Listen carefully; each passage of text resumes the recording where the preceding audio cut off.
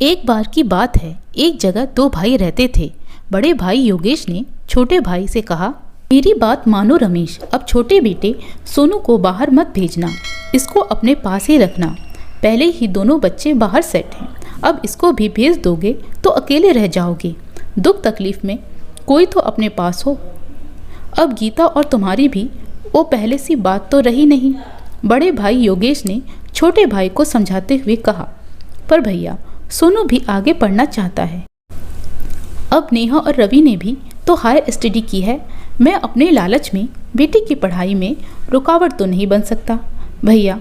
तभी गीता चाय लेकर आई और प्रणाम कर वह भी पास ही बैठ गई और भैया से बोली, भैया जब दोनों बड़ों बच्चों को हमने पढ़ने की आज़ादी दी है तो छोटे को आगे बढ़ने से क्यों रोकें। जैसे उनको अपने सपने पूरे करने का हक है तो सोनू को भी तो है। जब हमने सब बच्चों को एक जैसी परवरिश दी है तो आगे बढ़ने के मौके भी तो एक जैसे देंगे। गीता बिल्कुल ठीक कह रही है भैया, हम तीनों बच्चों में कोई भेदभाव ना ही करते हैं और ना ही करेंगे। अरे मेरे कहने का मतलब था कि इतनी मेहनत से तुम दोनों ने पाई पाई जोड़ के घर बनाया है, फिर नेहा और रवि की पढ़ाई पर लगा दिया। अब जो बचा हुआ है छोटे पर खर्च कर दोगे तो अपने पास क्या रहेगा। तुम्हारे बुढ़ापे में क्या करोगे। जब दोनों जेब खाली हो तो कोई पास नहीं फटकता। मेरा जो कुछ है इन बच्चों का ही है, ज़्यादा कुछ तो नहीं कर सकता, लेकिन इनकी पढ़ाई में कोई रुकावट नहीं आने दूंगा। उनको पढ़ने का शौक़ है तो मैं उन्हें क्यों रोकूं। उनको रमेश ने अपनी बात समझाने की कोशिश की। मैं तो इसीलिए समझा रहा था कि आजकल माहौल बहुत ख़राब है। बच्चे पढ़ लिख कर घर से बाहर निकलते हैं तो फिर घर वापस नहीं आते, बाहर जॉब और फिर वहाँ के ही होकर रह जाते हैं। माँ बाप की कोई बात नहीं पूछता। तुझे पता है उमा शंकर जी हमारे पड़ोसी, उनके दोनों बेटे पढ़कर बाहर ही जॉब कर रहे हैं। माँ बाप ने कितनी मुश्किलों से पढ़ाया लिखाया, अब कोई इधर आता ही नहीं। दोनों पति पत्नी अकेले रहते हैं। दिन त्योहार को बच्चों का इंतजार करते रहते हैं, पर किसी के पास माता पिता के लिए समय ही नहीं। योगेश जी ने लंबी सांस लेते हुए कहा। उनकी बातों से गीता थोड़ी उदास तो हुई, लेकिन फिर उसने बड़े आत्मविश्वास से कहा, भैया हमें अपने परवरिश पर पूरा भरोसा है। जब हम उनकी हर मुश्किल में उनके साथ खड़े हैं तो वो भी सब समझते हैं। कुछ भी हो जाए हम अपने सोनू को भी आगे पढ़ने से नहीं रोकेंगे। गीता की बातों से साफ लग रहा था कि योगेश भैया की सलाह अच्छी नहीं लग रही थी।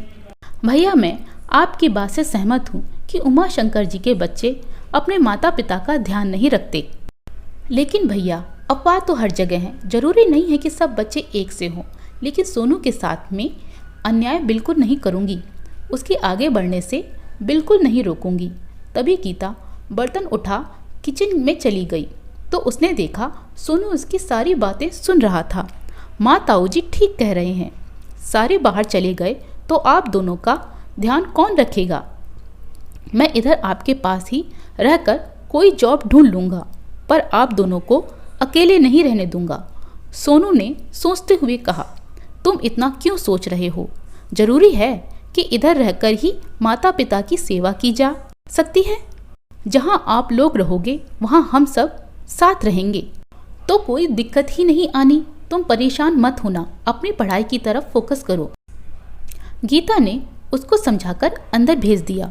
उसने सुना रमेश कह रहे थे, भैया आप शांति चाची के बेटों का हाल तो जानते ही हो।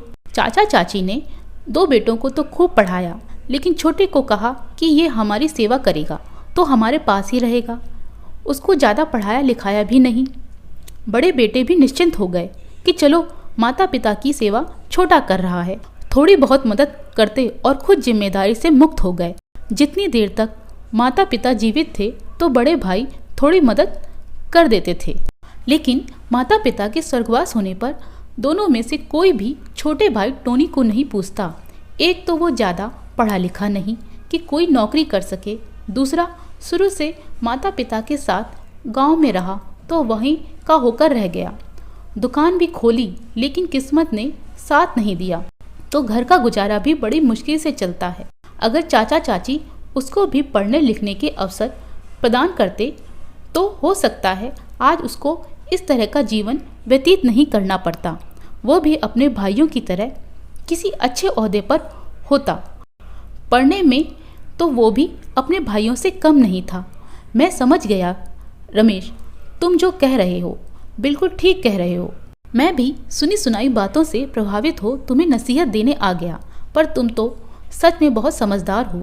तुम सोनू को भी पढ़ाई का पूरा मौका देना, जैसे नेहा और रवि को दिया। मुझे तुम्हारी परवरिश पर पूरा भरोसा है।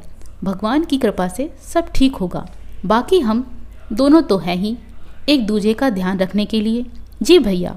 रमेश के चेहरे पर सुकून के भाव थे, क्योंकि वो भैया को अपनी बात समझाने में सफल रहा था। गीता भी भैया के समझ जाने पर खुश थी। दोस्तों, दुनिया में हर तरह के लोग हैं। कभी बच्चे गलत हो जाते हैं तो कभी अनजाने में गलती माता पिता से भी हो जाती है। हम सब बच्चों के साथ समानता का व्यवहार करना चाहिए और अपनी परवरिश पर भरोसा रखना चाहिए। जब बचपन से आप अपने बच्चों के साथ दोस्त की तरह जुड़े रहोगे, उनको अच्छे संस्कार दोगे, तो यकीनन वो भी आपको उतना ही मान सम्मान देंगे। दोस्तों, आपको ये कहानी कैसी लगी कमेंट में ज़रूर बताइए, और अगर आपको कहानी अच्छी लगी हो तो वीडियो को लाइक कीजिए और अपने फ्रेंड्स और रिलेटिव्स को शेयर कीजिए। बाकी इसी जैसी और वीडियो पाने के लिए चैनल को सब्सक्राइब करना मत भूलिए।